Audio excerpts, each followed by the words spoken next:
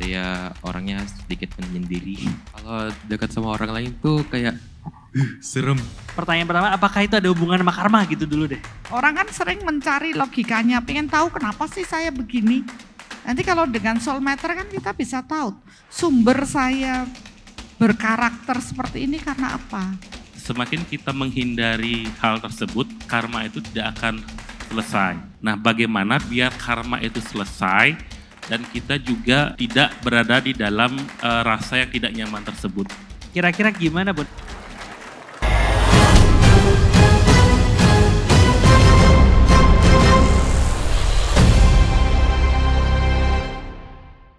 Acara ini dipersembahkan oleh Yayasan Cahaya Cinta Kasih adalah yayasan yang didirikan untuk melakukan kegiatan kemanusiaan, pembentukan karakter dengan dasar cinta kasih yang sederhana dan universal. Dengan support dari donatur di seluruh Indonesia, melayani secara lahir dan batin, melalui bantuan sembako, obat-obatan, penyuluhan proses olah rasa. Kami merasa sangat senang dengan dibantunya siswa-siswi kami dalam pembentukan karakter. Terima kasih kepada Yayasan Cahaya Cinta Kasih yang telah peduli kepada sesama warga Kota Batu yang terdampak banjir bandang. Terima kasih banyak kepada Bunda Arsaningsih, Yayasan Cahaya Cinta Kasih dan Soul yang telah mensupport siswa-siswi kami dalam meningkatkan prestasi mereka, yaitu melaksanakan perlombaan penelitian tingkat internasional. Ini yang dibutuhkan oleh negara. Dengan adanya seperti ini, bangsa akan lebih kuat lagi. Support kami dengan berdonasi melalui rekening yayasan yang ada di deskripsi. Selanjutnya kita akan langsung saja bedah untuk peserta yang kedua ya. Sekali bedah dalam ya. Ntar biasa. dulu nih tukang bedahnya perlu istirahat dulu nggak nih? Oke. Siapkah untuk yang berikutnya? Siap untuk yang berikutnya? Ya siap. Ini masih ada 500 pasien lagi loh. Oke, satu lagi sepertinya ya. Baik, kita ambil lagi.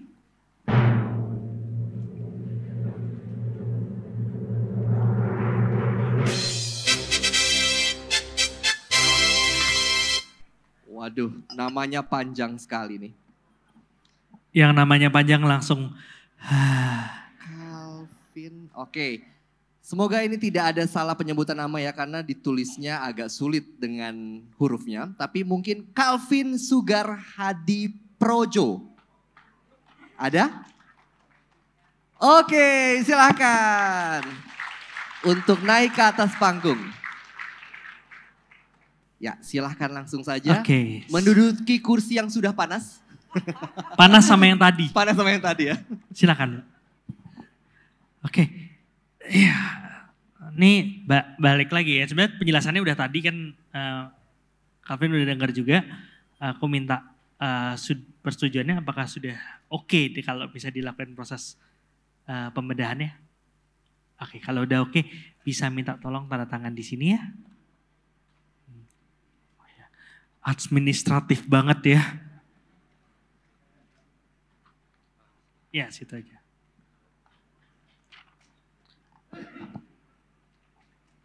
Oke, ya sudah.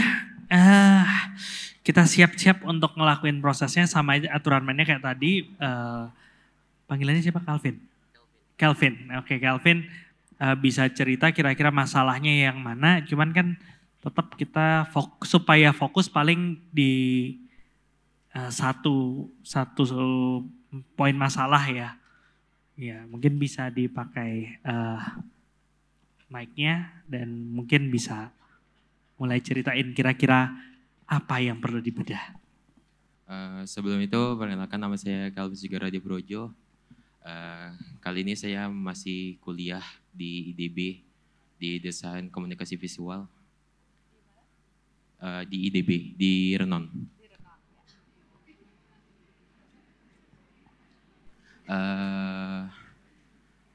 Saya rekap dari permasalahan saya dari TK sampai kuliah ini. Di TK saya masih normal.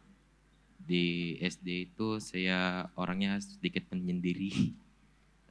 ya jarang berkomunikasi sama orang secara langsung. Di SMP saya orangnya temperamen, dan di SMA saya dibully, di kuliah saya stres karena banyak tugas. Stres karena banyak tugas. Oke. Terus yang masalah yang dihadapi yang ingin ditanyakan yang berhubungan dengan apa? Berhubungan sama entah kenapa susah sekali kayak sama ngomong sama orang lain gitu.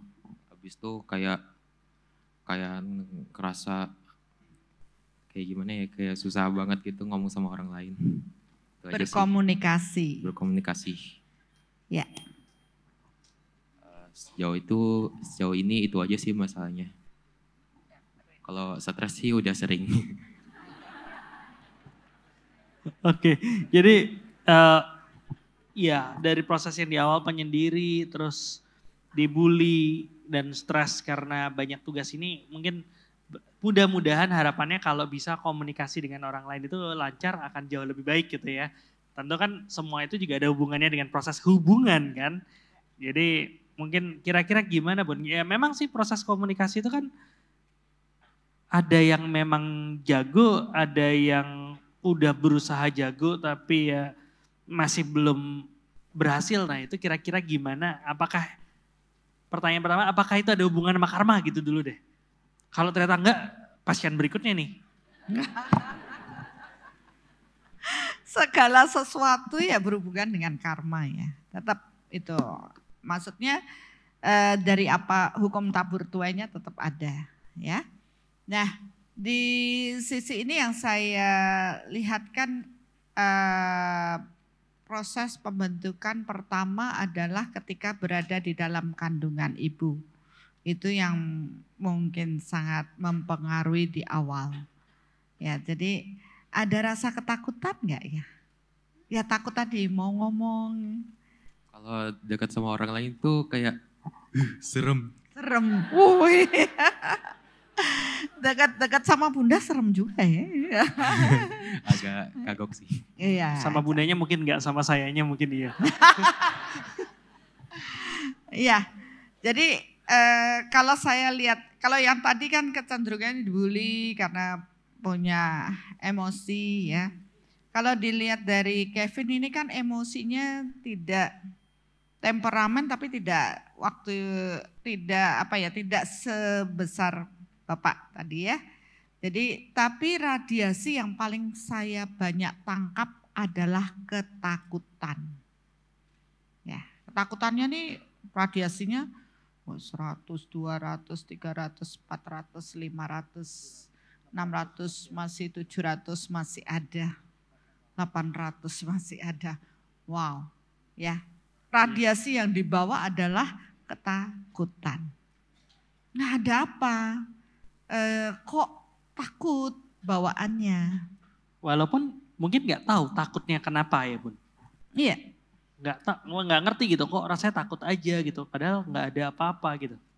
Ya takutnya kan ketemu orang. Tadi mau berkomunikasi kan gitu ya. Ya. Di sisi ini saya nanya bagaimana kalau yang saya dapat di awal adalah mulai dalam proses kandungan ibu. Kenapa? Ibunya banyak ngirim takut. Kevin anak keberapa? Kedua. Nah, ada ceritakah waktu hamil mama gimana? Sebenarnya kurang hafal juga ya, tapi yang Kevin dapat itu kayak kami pas hamil itu lebih kayak gimana ya, kayak nangis gitu, gak ngerti kenapa.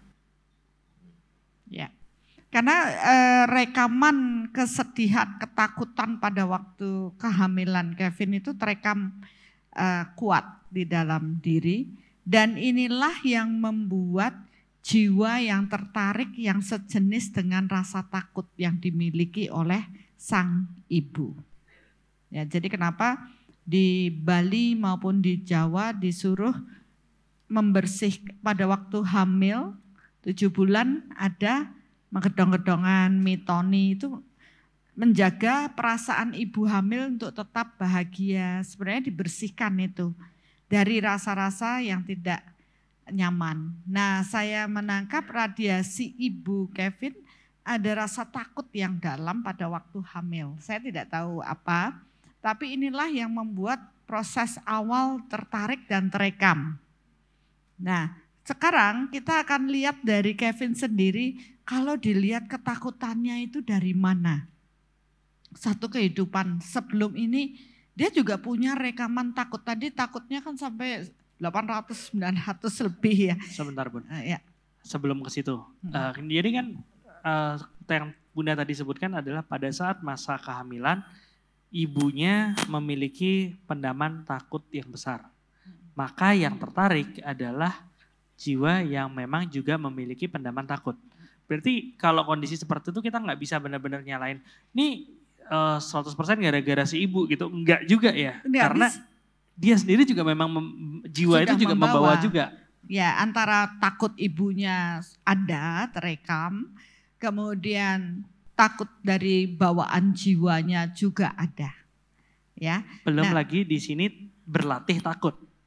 Maksudnya dalam kehidupan sehari-hari itu ya bisa tanpa disadari terlatih untuk menjadi takut juga. Iya. Nah, kalau dari jiwanya Kevin ya, saya lihat dari satu kehidupan ini sudah bawaannya takut. Jadi trauma takutnya itu luar biasa. Ya, kalau dilihat dari proses ini, dia di satu kehidupan ini pernah dibully juga, dikejar dan mau dibunuh, sehingga itulah yang merekam takut. Jadi itu juga sudah terradiasi saya dibully dan takut. Ya. Kemudian 1, 2, 3, 4, 5 kehidupan dia ada juga dengan proses seperti itu. Jadi ini berulang. Kemudian nah ini yang mungkin membuat sebelumnya ada rekaman dibunuh. Ya, jadi ini sempat menjadi seperti tentara perang gitu. Terus terbunuh dalam proses tersebut. Itu di 5 kehidupan itu? Sebelumnya lagi? Ya. Nah inilah yang membuat rekaman jiwa kita kebawa sampai pada kelahiran sekarang tanpa tahu takut kenapa, tapi begitu melihat orang takut. Ya, jadi Kevin sekarang harus pahami, harus melawan dari rekaman takut itu. Ya kalau bisa dengan coba rajin meditasi yang berhubungan dengan rasa takut, ya, dan melepaskan rasa takut bahwa itu dulu. Kevin hanya cukup mengatakan itu dulu, itu pas life saya, di mana saya ada rasa takut. Sekarang Kevin sudah bertumbuh dewasa. Kevin harus bisa ngomong sama diri bahwa rasa takut saya ketemu orang itu karena trauma saya dulu pernah ada kejadian seperti ini. Tarik pikiran bahwa saya dibully seperti Bapak tadi, ya. Dan Kevin harus percaya diri. Kenapa? Kalau Kevin terus radiasi dibully ada, orang-orang akan membuli terus, ya. Begitu Kevin meradiasi takut sama orang, orang-orang akan datang membuat Kevin takut. Tapi ketika Kevin membuka diri dan mengatakan, oh orang lain tuh baik sama saya. Tidak seperti yang past life ingin mengejar saya dan membunuh saya. Saya memaafkan orang yang membunuh saya dan membuli saya di kehidupan dulu. Saya sekarang akan bertumbuh lebih baik. Ya, itu harus Kevin sendiri yang melakukan, enggak bisa orang lain. Ya, walaupun Bunda mengatakan seperti ini, tapi kalau Kevin enggak mau meyakini atau malah masa sih saya gini menolak, ya enggak bakal terjadi. Paling enggak reseptif dengan proses dan mengatakan Oke, itu dulu. Setiap ada kejadian Kevin takut, itu dulu. Sekarang, Kevin yang sekarang adalah Kevin yang kuat, yang bisa. Ya, tak perlu takut dengan proses itu. Dan semua akan baik-baik saja. Bersama Tuhan, Kevin akan bertumbuh dengan baik. Ya, rasa percaya diri itu yang dikuatkan.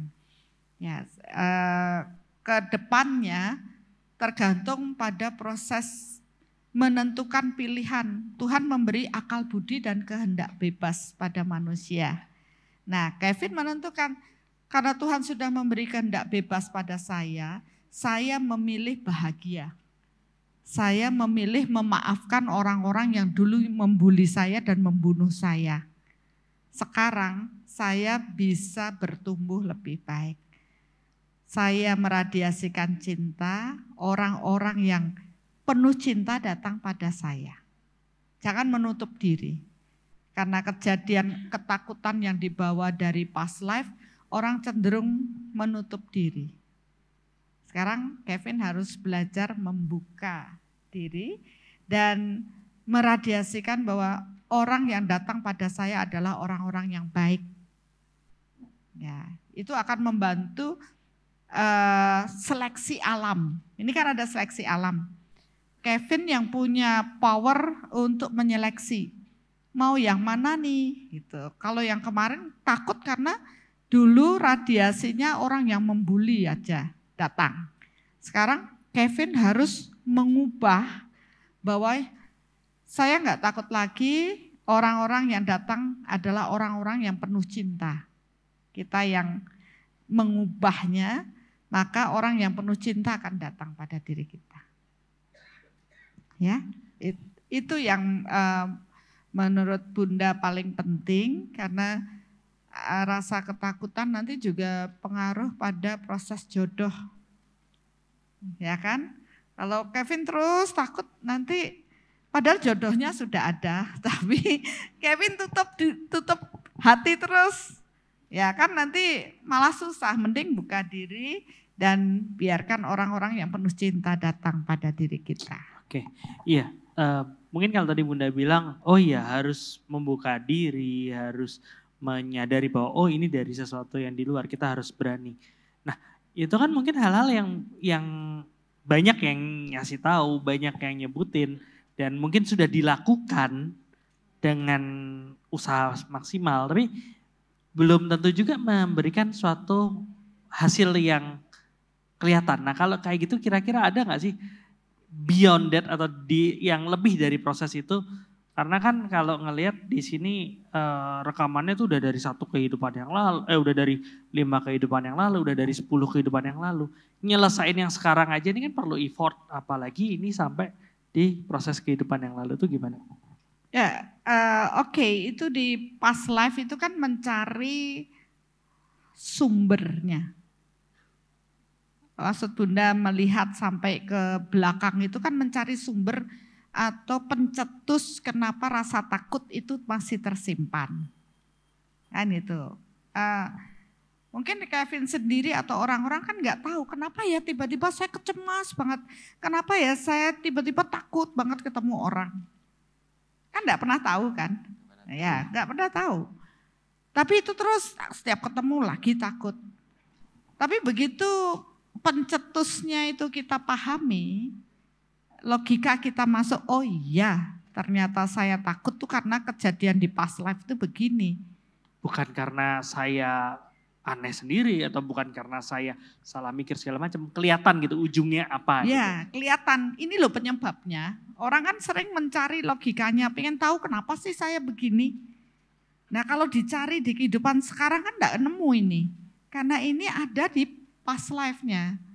Nanti kalau dengan soulmater kan kita bisa tahu sumber saya berkarakter seperti ini karena apa. Kan enggak ada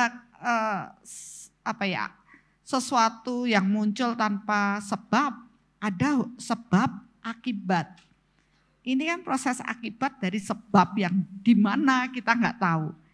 Nah begitu dengan energi kita tahu penyebabnya adalah itu. Dan kita tinggal, oh ya itu sudah lewat, kan gampang wong itu sudah di past life.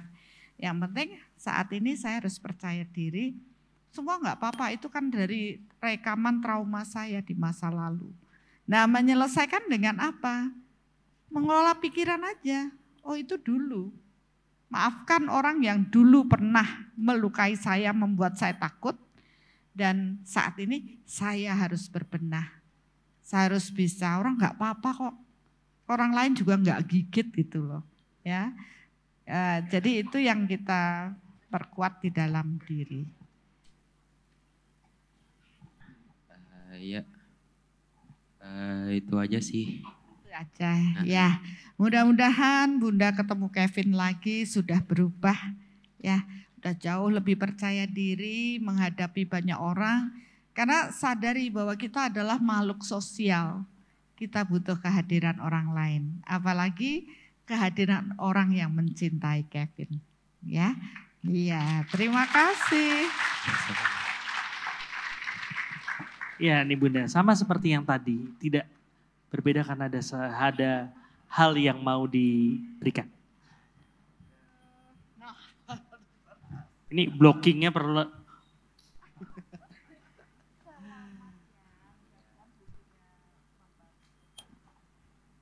Iya. Semangat ya Kelvin.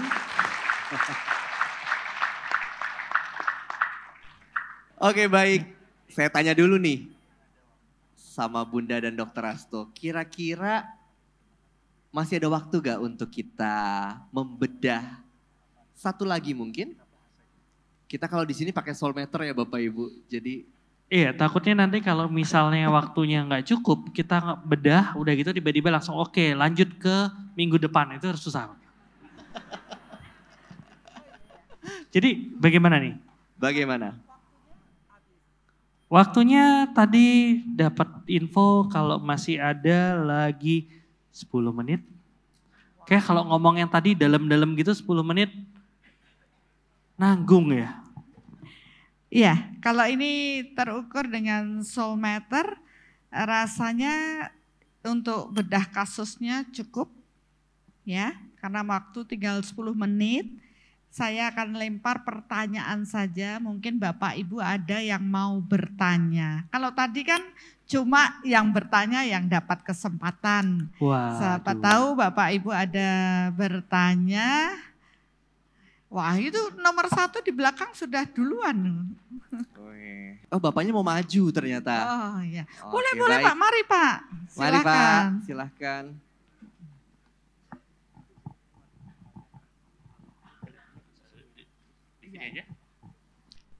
Bapak Ya. mau di... Oke, di sini aja, Bu. Oke, Ya, baik. silakan Pak. Baik Bunda, terima kasih atas kesempatannya. Perkenalkan saya Imadi Adistamo. Saya ada satu pertanyaan.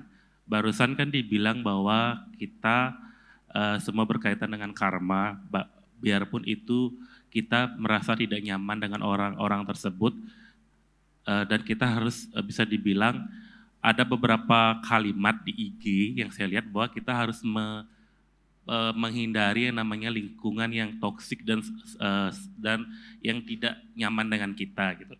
Tapi ketika tadi dan juga saya pernah menonton videonya Bunda bahwa semakin kita menghindari hal tersebut, karma itu tidak akan selesai. Nah, menurut Bunda, ketika kita berada di situasi yang kita bisa bilang toksik ataupun kita tidak nyaman, secara naluri manusia pun kita pasti ingin menghindar gitu. Keluar bahkan baik itu di lingkungan kerja ataupun bertemu dengan banyak orang. Nah, bagaimana biar karma itu selesai dan kita juga tidak berada di dalam rasa yang tidak nyaman tersebut. Itu aja sih Bunda. Terima kasih. Iya, terima kasih terima Pak. kasih. Ya. Iya. Ya, silakan. Oh iya, Bapak. Dengan Pak siapa tadi maaf? Adi. Oh iya, terima kasih Bapak. Terima Iya. kasih Bapak. Ya.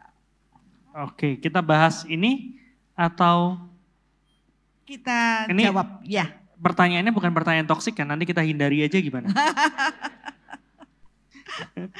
Iya, tapi kan ini pertanyaan Bapak benar juga berkaitan dengan proses penyelesaian hutang karma kan. Iya benar. Tapi gimana kalau toksik ya, istilahnya kita tahu kita punya hutang sampai kita tuh harus bersentuhan atau bahkan sampai serumah, bahkan sampai tidak bisa menghindar, kadang-kadang ketemu juga yang begitu.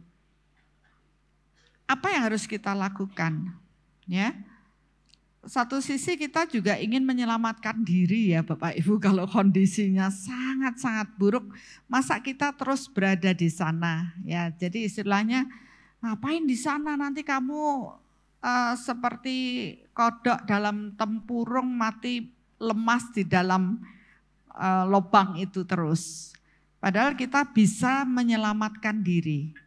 Benar sih, secara kejiwaan kita juga perlu menyelamatkan diri kita ketika kita dalam kondisi yang tidak baik. Nah, apa yang saya katakan adalah selesaikan hutang ini dengan proses energi. Artinya apa? Kalau memang secara berfisik kita misalkan dipukulin terus dan tidak berdaya atau mendapat kekerasan, zaman gini kan sudah ada undang-undangnya ya, mungkin kita bisa melakukan prosedur dengan baik sesuai dengan prosedur yang ada. Tetapi jangan lari. Larinya apa? Jangan pergi begitu saja tanpa menyelesaikan hutang kalian. Maksudnya apa? Lari membawa dendam, kemarahan, kebencian, trauma buruk yang akhirnya ujung-ujungnya akan berulang kembali. Kenapa? Karena kita yang terus merekam dan membawa energinya. Jadi yang perlu kita lakukan adalah, oke, kita tahu kita berhubungan seperti tadi, ada hal buruk, selesaikan dengan proses minta maaf dan memaafkan. Dan damai di sini.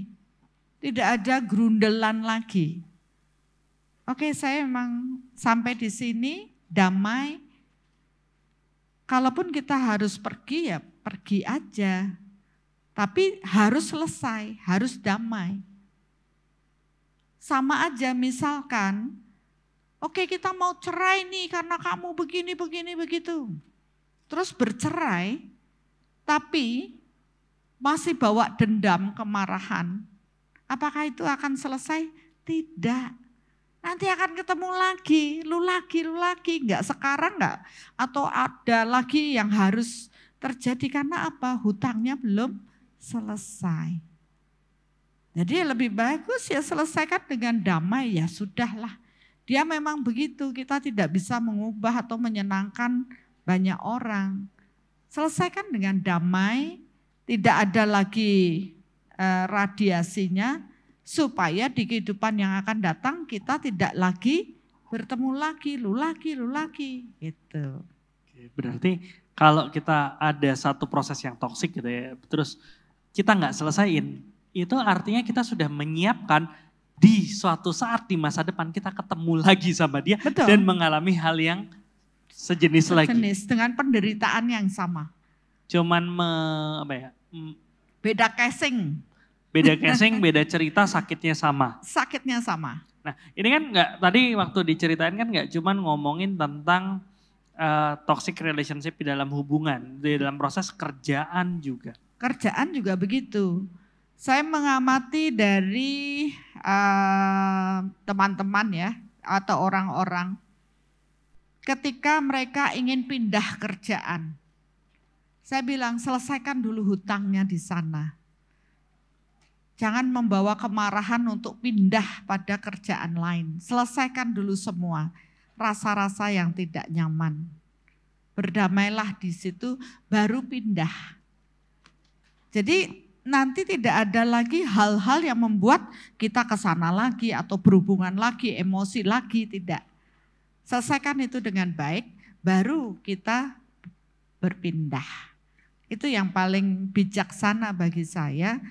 Kalau memang kita tahu itu enggak bagus, toksik dan membuat kita menderita, kenapa kita harus terus bertahan di sana? Ya, untuk selesai ya selesaikan dengan damai, dengan baik-baik dan tidak lagi menyimpan entah itu kemarahan atau rekaman buruk tentang itu supaya tidak berulang di kehidupan yang akan datang. Oke, jadi selesaikan biar benar-benar selesai supaya nggak diulang lagi. Nah, itu kan kalau cerita kalau kita sudah terjebak di dalam satu toksik, ya kan? Sesuatu yang toksik, bisa hubungan romance, bisa hubungan kerja ataupun apapun. Sedangkan kita tahu nih untuk teman-teman beberapa teman-teman yang sudah melewati workshop Soul Matter, itu kan waktu di proses dengan kita udah paham dengan proses Soul Matter nih, orang bisa mengukur bahkan sebelum masuk ke dalam kondisi itu. Mau kerjaan ataupun mau hubungan, toksik nggak nih seperti ini? Karena ada karma apa enggak? Nah ini kan bikin galau juga pada saat kita udah tahu benar bahwa kalau kita sama dia ini karmanya buruk, tapi satu sisi kita pengen nyelesain karma kita. Jangan-jangan nanti karena kita ngukur milih yang enak-enak aja malah yang harusnya diselesain nggak diselesain. Itu kan banyak yang berpikiran seperti itu. Kalau menurut Bunda gimana Bun? Klarifikasinya Bun, biar kelar Bun. Iya, banyak orang berpikir wah kalau misalkan contohnya nih hubungan ya Dok ya. Jadi kalau orang hubungan mau pilih jodoh gitu ya, mau nikah sama siapa. Kita kalau di Soul kan ada mengetahui di balik ini karmanya apa gitu. Karma yang terbentuk apa? Apakah kita berjodoh akan menjadi baik karena rekaman baik sehingga kalau kita bersama akan baik atau tidak?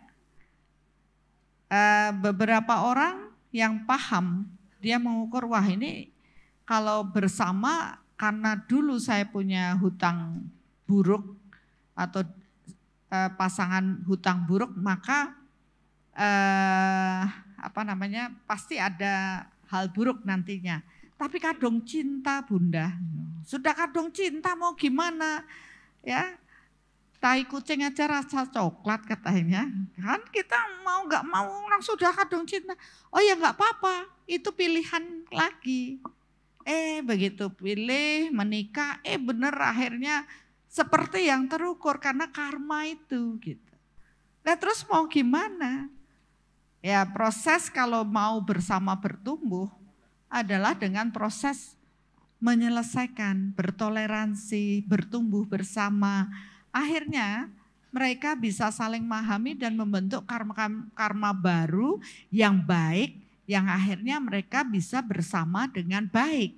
Ya, itu kalau kita amati seperti itu. Sebenarnya kita juga berhubungan buruk karena kita punya hutang yang buruk ya kita selesaikan. Ya kalau semua masih bisa diajak untuk bertoleransi dan menjalani dengan baik, bahwa ini adalah bagian dari kewajiban kita menyelesaikan. Misalkan toksik sama orang tua, kan enggak bisa ganti orang tua ya. Enggak bisa ganti anak, ganti istri, ganti suami boleh. Ganti anak enggak bisa, kalau toksiknya ibu sama anak ya susah. Ya harus dipahami dan bertumbuh bersama sampai paham kenapa begitu.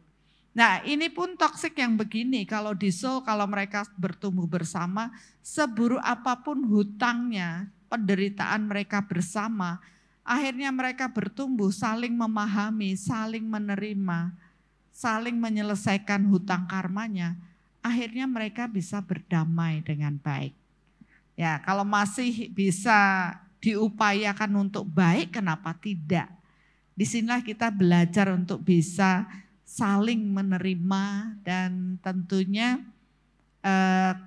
kalaupun satu sisi tidak bisa menjadi baik, ya sudah legowo aja. Maksudnya legowo aja, ya sudah dia memang begitu tidak bisa dirubah. Ya, kita yang berubah untuk bisa menerima mereka apa adanya. Jadinya apa yang terjadi ya damai juga hidupnya. Misalkan nih punya mertua,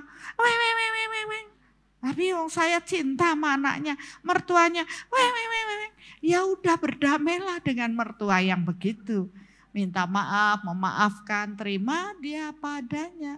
Masalahnya apa? Kalau nggak ada mertua, nggak ada anak yang kita cintai, kan gitu aja santai aja pola pikirnya.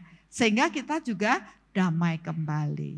Nah disinilah di Soul kita selalu mengajarkan untuk berlatih bahagia 10, damai 10, berserah 10. Karena apa? Kita akan setiap hari loh akan bertemu orang-orang yang karakternya macam-macam. Dan kita berlatih untuk bisa tetap tenang, damai, ya sudahlah memang begitu. Karena kita paham untuk apa kita lahir, mengapa kita harus menerima proses hidup. Karena sejatinya adalah proses pembayaran hutang karma kita harus bayar dengan cinta, sehingga hubungan-hubungan kita menjadi baik, dan kita bisa kembali pulang, menyatu dengan kekuatan Tuhan. Oke.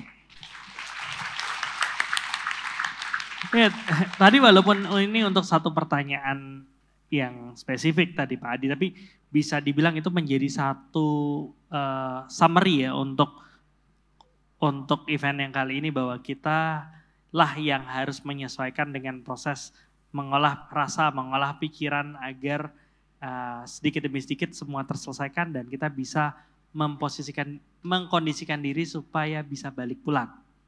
Ya, betul. Ya, dan di sini kita juga bisa lihat bahwa ada saja proses yang terlihat sama tapi secara karma berbeda. Tadi udah kelihatan ada 2 orang yang masalahnya berhubungan dengan dibully, tapi akar masalahnya berbeda. Yang satu, ya dua-duanya punya masalah yang sama-sama dengan dibully, tapi akar masalahnya berbeda. Di sinilah cuman menegaskan bahwa yang terbedah adalah kasus tersebut, kita melihat lagi ke dalam, tapi bukan berarti kasus kita pasti sama dengan